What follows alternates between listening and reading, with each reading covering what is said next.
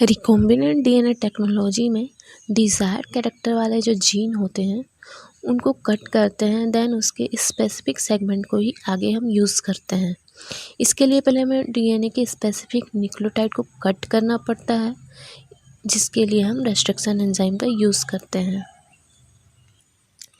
यह नाम रेस्ट्रिक्शन इसलिए पड़ा क्योंकि यह बैक्टीरियोफेज के ग्रोथ को रेस्ट्रिक्ट करता है। रेस्ट्रिक्शन एंजाइम स्पेसिफिक एंजाइम होते हैं। ये हमारे डीएनए कोड को स्कैन करते हैं, उन्हें फाइंड करते हैं और फिर उस स्पेसिफिक न्यूक्लियोटाइड के ऊपर अपना स्पेसिफिक कट बनाते हैं। तो इस वजह से हम इसे रिकॉम्बिनेशन ऑफ डीएनए प्रोसेस के लिए डिजायर सेगमेंट को फाइंड करने के लिए यूज़ करते हैं। इस प्रकार यह रिकॉम्बिनेंट डीएनए टेक्नोलॉजी में यूज़ होता है। बायोटेक्नोलॉजी या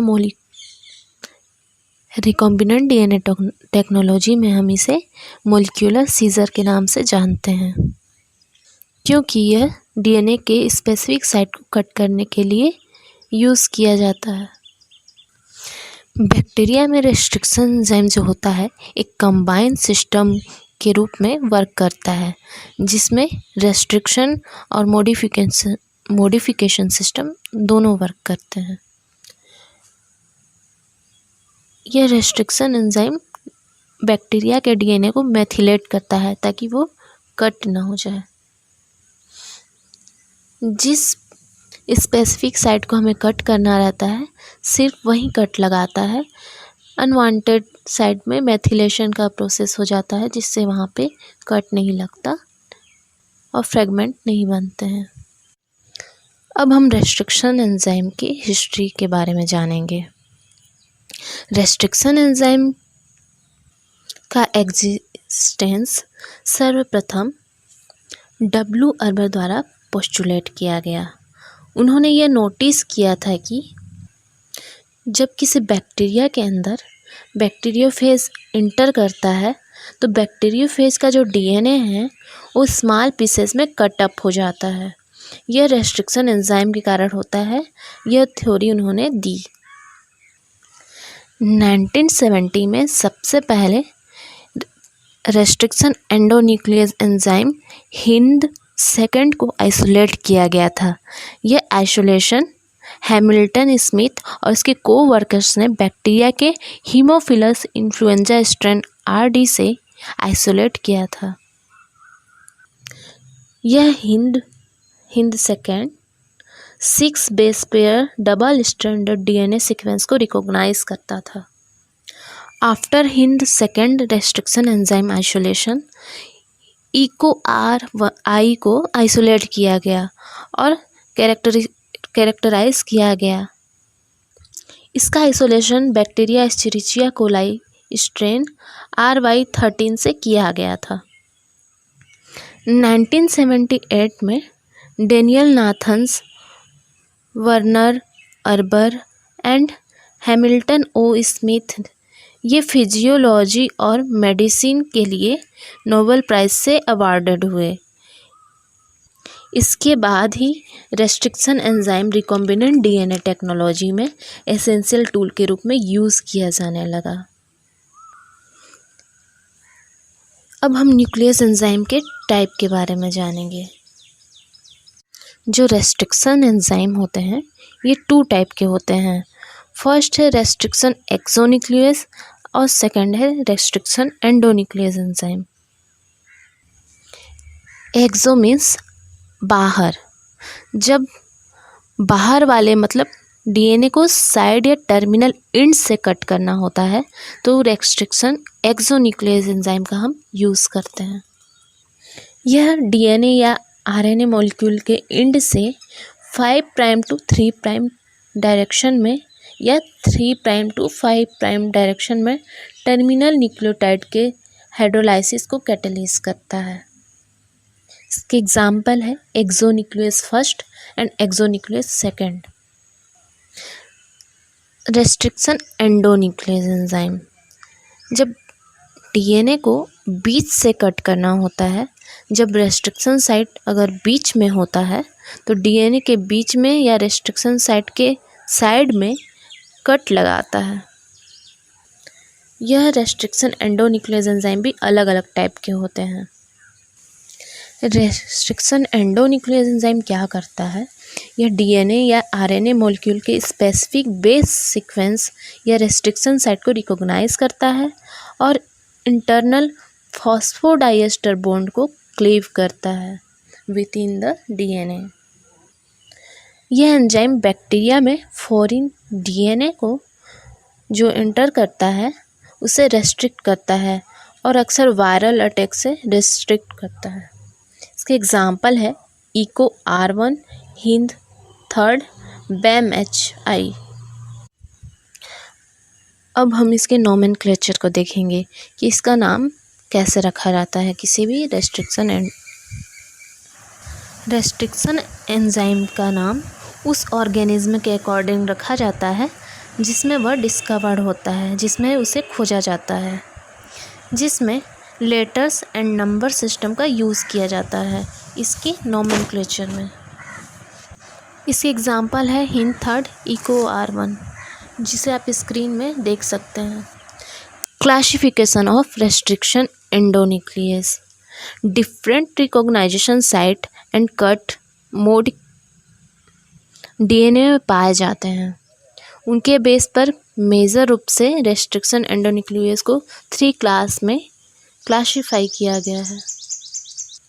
type 1 restriction enzyme, type 2 restriction enzyme and type 3 restriction enzyme.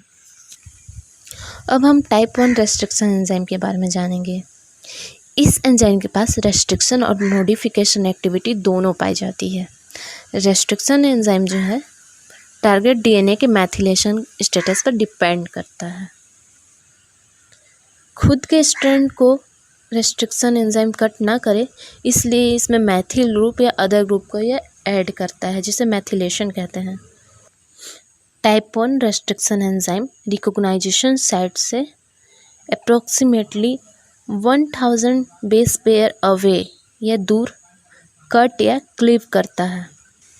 Recognition site जो होता है एसिमेट्रिकल होता है और यह 2 स्पेसिफिक प्रोटीन से मिलकर बनता है, जिसमें से एक प्रोटीन 3 से 4 न्यूक्लियोटाइड और दूसरा 4 से 5 न्यूक्लियोटाइड कंटेन करता है, और यह दोनों पार्ट नॉन स्पेसिफिक स्पेसर जो कि 6 से 8 न्यूक्लियोटाइड से मिलकर बनता है उससे सेपरेट रहते हैं। Type 1 restriction enzyme mainly 3 different सब यूनिट से मिलकर बनता है।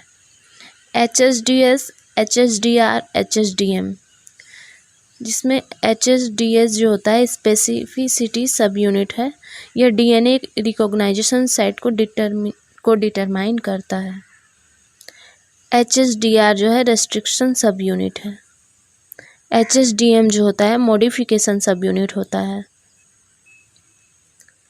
टाइप 1 रेस्ट्रिक्शन एंजाइम को एक्टिवेशन के लिए एस एडिनोसिल मेथियोनिन सैम, जिसको शॉर्ट में कहते हैं, ATP एंड मैग्नीशियम आयन की रिक्वायरमेंट होती है। टाइप 2 रेस्ट्रिक्शन एंजाइम, इस रेस्ट्रिक्शन एंजाइम में केवल रेस्ट्रिक्शन की एक्टिविटी होती है, मॉडिफिकेशन इसके द्वारा नहीं होता है। इसमें रेस्ट्रिक्शन एंड मॉडिफिकेशन ये सेपरेट एंजाइम द्वारा मीडिएट होते हैं, इसलिए ये मॉडिफिकेशन के एब्सेंस में डीएनए को क्लीव करता है। ये जो 2 एंजाइम इसमें डिफरेंट यूज़ करते हैं वो सेम टारगेट सीक्वेंस को रिकॉग्नाइज करता है। ये एक दूसरे से सेपरेटली प्यूरिफाई किए जा सकते हैं। इस एंजाइम का यूज़ रोटेशनली सिमेट्रिक सीक्वेंस जो होता है उसको रिकॉग्नाइज करने के लिए यूज़ किया जाता है, जिसे अक्सर हम पैलिंड्रोमिक सीक्वेंस कहते हैं। यह जो एंजाइम होता है वो ओनली कोफैक्टर मैग्नीशियम आयन की हेल्प से एक्टिवेट हो जाता है। इसमें ATP की रिक्वायरमेंट इसके एक्टिवेशन के लिए नहीं होती है। टाइप 2 एंडोन्यूक्लियस का यूज़ इन विट्रो कंडीशन में वाइडली मैपिंग और रिकंस्ट्रक्शन डीएनए के लिए यूज़ किया जाता है, क्योंकि यह स्पेसिफिक साइट को रिकॉग्नाइज करता है और तुरंत इस साइट को क्लीव कर देता है। टाइप सेकंड रेस्ट्रिक्शन एंडोन्यूक्लियस जो होता है क्या करता है, इस एंजाइम के पास नॉन स्पेसिफिक कंटेंट डीएनए, इस एंजाइम का डीएनए से नॉन स्पेसिफिक कांटेक्ट होता है और यह डीएनए से इनिशियली डाइमर के फॉर्म में बाइंड होता है। इसके बाद जो टारगेट साइट होता है उसमें लीनियर डिफ्यूजन कॉम्बिनेशन या फिर एंजाइम डीएनए के साथ स्लाइडिंग ओवर शॉर्ट डिस्टेंस से या होपिंग या जंपिंग ओवर लॉन्गर डिस्टेंस से क्या करता है, आगे बढ़ता है।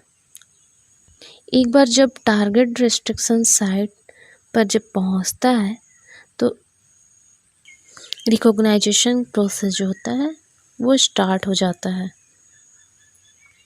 एंजाइम और डीएनए में लार्ज कन्फॉर्मेशनल चेंजेस होता है जो कैटालाइटिक सेंटर के एक्टिवेशन को लीड करता है।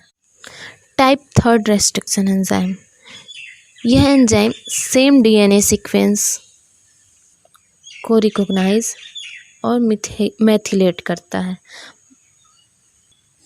बट ये रिकॉग्नाइजेशन जो साइट होता है, रेस्ट्रिक्शन साइट होता है, उससे 24 से 26 बेस पेयर अवे यानी दूर क्लीव करता है।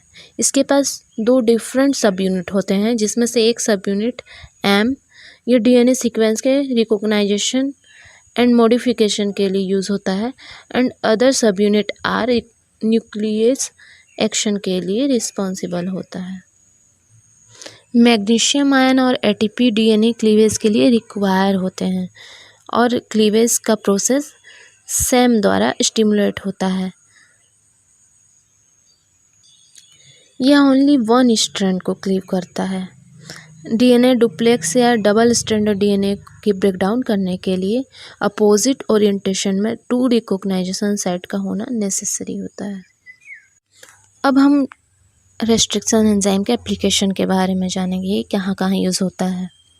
जीन क्लोनिंग या प्रोटीन एक्सप्रेशन के एक्सपेरिमेंट के समय जब प्लाज्मिड के अंदर जीन का इंसर्शन प्रोसेस किया जाता है, उसको इंसर्ट करते हैं, तब वहाँ पे रेस्ट्रिक्शन एंजाइम का यूज़ होता है। RFLP restriction fragment length polymorphism को एनालाइज करके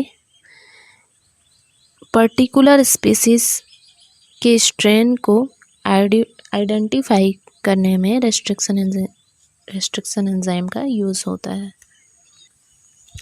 रिकॉम्बिनेंट डीएनए टेक्नोलॉजी में या बायोटेक्नोलॉजी में मॉलिक्यूलर सीजर के रूप में रिकॉग्नाइजेशन साइट को स्कैन करने व कट करने के लिए यूज़ किया जाता है।